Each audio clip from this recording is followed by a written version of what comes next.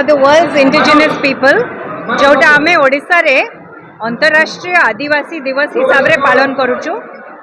आज शंख भवन रे बिजु जनता दल परिवार तरफ गोटे भव्य कार्यक्रम आयोजन होता जोठी कि आम दलर सभापति मान्यवर श्री नवीन पट्टनायक आसिकी वक्तव्य तांकर रखिथिले।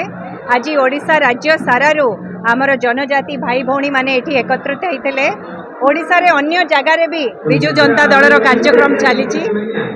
आमर आज चर्चा है जनजाति भाई भौणी मानकर परंपरा को लेकिन तांकर कला संस्कृति तांकर पारंपरिक ज्ञान कौशल को लेकिन किंतु आउरी भी बेसी चर्चा है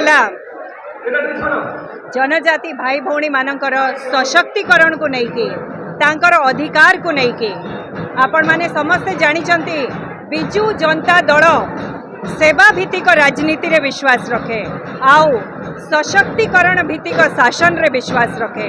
आमर गवर्नेंस नवीन बाबू नेतृत्व रे होउची अधिकार भित्तिक आउ सशक्तिकरण भित्तिक।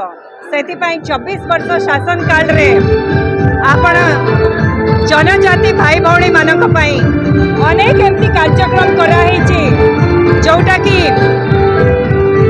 ओडिशा रे केवल नुहे सारा देश रे गोटे मॉडल हेची। आमर 23टा जिला को लेकिन जो स्वतंत्र डेवलपमेंट काउंसिल करा हेची। आमर जो शिक्षा अधिकार हिसाब रे जतले कथा हवा अधिकार विषय रे शिक्षा को रखि परिवा नै पछकू शिक्षा पई देखंतु अन्वेषा और आकांक्षा भलिया स्कीम करा हेथिला ओडिसा रे जोटा कि सारा पृथ्वी रे लोक तार प्रशंसा करूछंती।